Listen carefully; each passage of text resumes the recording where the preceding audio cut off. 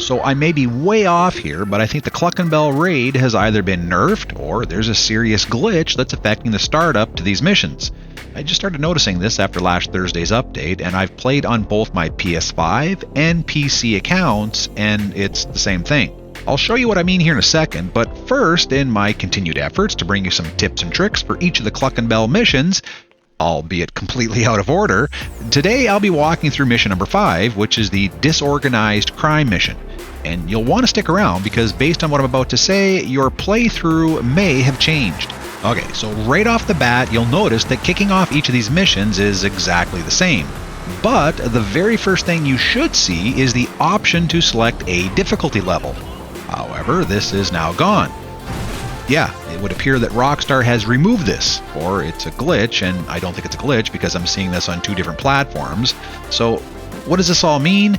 Well, it means that we're now forced to play each of these missions on the default normal mode. And as you'll see here in a moment, if you're used to playing these missions on easy mode, you're going to want to pay attention because it may look slightly different. Alright, on to the mission. For this one, the first half is pretty straightforward. You'll need to chase down 2 vans and then follow them closely to hack the location of the garage, which is the middle part of this mission. As I've mentioned before, when you're traveling to these locations, in this case it's the 2 vans, you want to locate the quickest and easiest route, i.e. a straight line, especially using the Vigilante, as is my recommended vehicle. Just follow my path here for what I believe is the quickest and shortest route. Now I just want to quickly address the method of going straight to the garage and bypassing the vans. Yes, you can do this, but if you do this, it won't be via the stealthy mode, which is what I'm showing, and if you get unlucky and have to travel to all 3 locations to find the garage, it's probably going to be just as quick to go to the vans first. Okay, so when you get to the highlighted area of the map, you'll want to follow the southernmost van first. If you've made this trip relatively quick, you'll catch up to the van before it makes a right turn onto the small side street. As soon as you get close enough, simply start the hack by pressing the right arrow button if you're using a PS5 controller. What I like to do is try to impede the van slightly so it can make the turn, but doesn't travel too far down the side street before stopping. So I'm pausing here to explain exactly what's happening. I feel like there's been a lot of confusion regarding this part. You need to follow the van until the hacking is complete. You'll notice the hack progress bar in the lower right of the screen. You need to stay relatively close to the van in order for this to happen, and to help with this, you can see a circular perimeter in the mini-map that you'll need to be in. If you stray too far back, the hacking is going to stop, and you'll need to get back within this perimeter for it to restart. You cannot destroy the van until the hacking is complete. If you do, the mission will fail and you'll need to start all over again. You can shoot the driver, which will make the van stop, but you'll still need to wait until the hacking is finished to be able to pick up the duffel bag. And if you're a beginner or completely suck at shooting a driver from a moving vehicle, like I do, I suggest you follow exactly what I'm doing here. Now, as soon as the hacking is complete, this is what's going to happen. The 2 enemy NPCs will exit the van, the duffel bag will spawn beside the van, usually on the driver's side, and they'll begin shooting at you. If you're using the Vigilante, you can get through this quick and easy. As soon as you see the enemies get out of the van, launch a missile and blow it up. The explosion will immediately kill the NPCs, and then you can move in to quickly pick up the duffel bag. Hassle-free. Now, this is why I stated earlier that I don't like to impede the van too much and that I like to keep it on the road. If you end up blowing up the van on the sidewalks, or beside some of these bushes you see, it's incredibly difficult to locate the duffel bag. Alright, on to van number 2. Depending on how far down the side street you traveled, what I do is simply back up to the main road, head east, and then turn left at the next intersection. Again, depending on how quick you dealt with the first van, you should catch up to the second van as it begins traveling down Capitol Boulevard. From here, same as before. Now, because the garage locations are easiest to get to from this boulevard, you always want to impede the van to keep them here. You already have the duffel bag, so don't worry if you're pushing them off the road or pinning them to a building. As soon as you hear Vincent say, "Got it," you're done. You can simply drive away to the garage location, or if you want, you can blow up the van or kill the NPCs, but again, it's not necessary. Okay, now onward to the garage. As mentioned earlier, there are 3 possible locations for the garages, and they'll all be located in and around the La Mesa area. Just aim for the highlighted yellow waypoint and you'll automatically trigger the cutscene for the middle part of this mission. I'm going to be pausing quite a bit here because there's a lot to take in, and it's a bit difficult to grasp all of this if I'm just playing through and talking, as some of the other tutorials do. The very first thing you're going to want to do is deselect stealth mode. If you follow exactly what I'm doing here, you're not going to need this. The next thing you need to do is equip yourself with a weapon that has a suppressor. For me, I'm going to be using Old Faithful, which is my assault shotgun. You'll need to do this quick, which means you'll be aiming for headshots all the way through. And I find the shotgun gives you a slight advantage because of its spray, meaning you just got to be close. Okay, first target is located by the van at the entrance.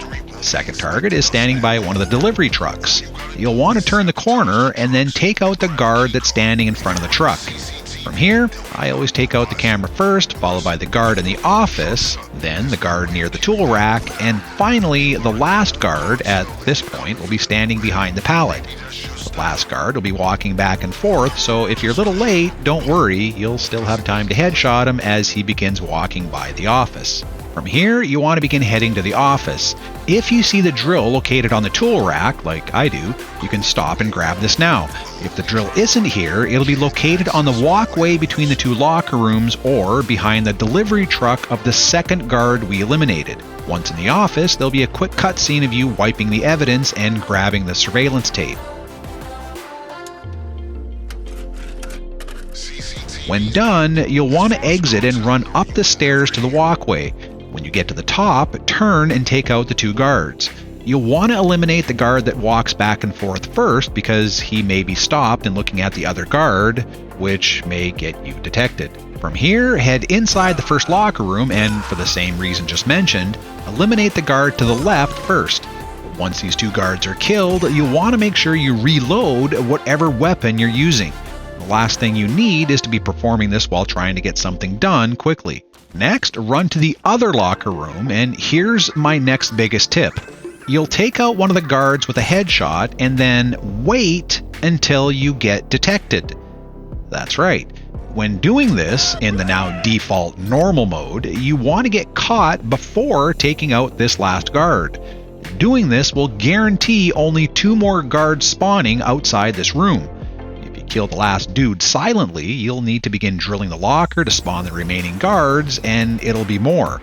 I believe it's like 4 more guards that spawn. So just pause long enough for him to be alerted and then take him out. After being alerted, you can then just run outside. I usually pistol whip the first guard before killing the second guard who'll be coming out the far doors. And that's the trick.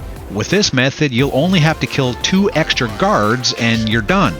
There'll be no more enemies that spawn after this. From here, I'll usually just begin sabotaging the 4 delivery trucks before heading to either of the rooms to locate the keycard. Unfortunately, there's no quicker way to do this. You have to visit each truck and pull out some cables before continuing. Once done, like I said, head to either of the 2 locker rooms to locate the key. And here again, there's no magical formula to locate which of the 4 lockers it'll be located in. You simply have to pick one and then go to work. Use the drill to continue hacking until you find the keycard. If time isn't a concern, you can definitely visit all 4 of these lockers and grab the money that's available. But don't be expecting a big payout. Once you've located the keycard, you're done. You can head for the exit and then continue on.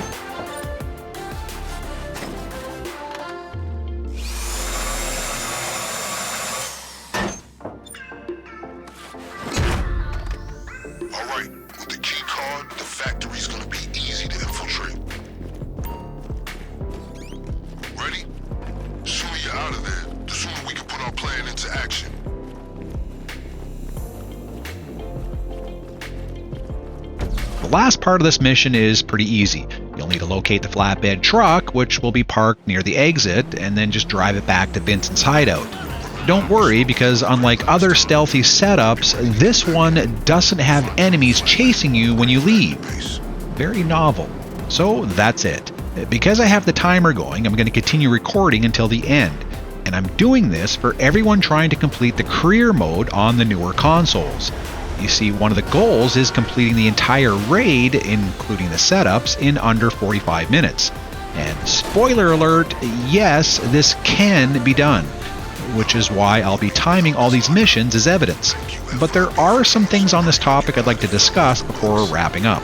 Number one, even though Rockstar has clearly stated the time to complete all of these is 45 minutes, they don't provide any timer or completed time for you to follow.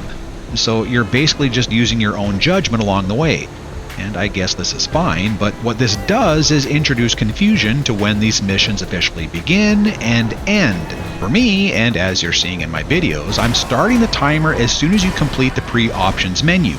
I'm ending the timer as soon as the gameplay freezes and sends you to the pass screen. I'm basically mimicking the Kyle heist and how Rockstar times this one. So, yeah, I think this is pretty legit, and it's what I'm going to be going with. Number two, I've watched some other videos on YouTube that offer advice on completing these missions in under 45 minutes, and I just want to say be cautious. Some are done very well and mimic what I'm doing here. But I have come across many that either don't provide a timer for their gameplay, they just tell you what their time was at the end, which I guess we just take their word for it, and others that simply walk through the gameplay that's been sliced, diced, and edited. So we're not only taking their word for the times they're getting, but you can't even see the whole mission to judge for yourself. All I'm saying is just be cautious on some of the times you're seeing out there. And as far as this mission, we are done, passed, and completed in under 8 minutes. Easy peasy. Alright, so that's my friends. Thank you for watching. If you like this video and want to help out, please subscribe, give a thumbs up, and let me know what you think. Are any of you noticing that the difficulty level option has disappeared? And has this changed the way you complete some of these missions? If so, drop a comment below and let everyone know. Until next time, be happy, be well, be safe, and be wonderful. Maestro!